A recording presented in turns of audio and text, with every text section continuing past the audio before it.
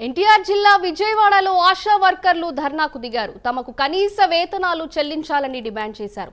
ఆశా వర్కర్ల నియామకాలను ప్రభుత్వమే చేపట్టాలని రాష్ట్ర వర్కర్స్ యూనియన్ ప్రధాన కార్యదర్శి ధనలక్ష్మి కోరారు.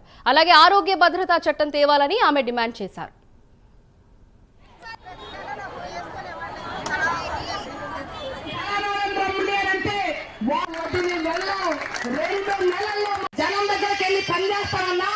ఆ జనానికి ఏదైనా సమస్య వస్తే దాన్ని ఎలా పరిష్కారం చేయాలనే దానికోసం నెలకి ఒక్కసారన్నా మీరు మీటింగ్ పెట్టకని చెప్పి అడిగాం మనం.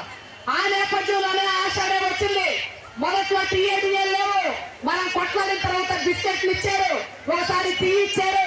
ఈ టీలు బిస్కెట్లు ఏంటంటే 50 రూపాయలు కేటాయిస్తే సరే 50 ఇవ్వమంటే 20 రూపాయలు ఇచ్చి పెన్సిల్తో రాసి సంతకాలు పెట్టించుకున్నారు. చెక్కు వచ్చేది 25 రూపాయల చెక్కు.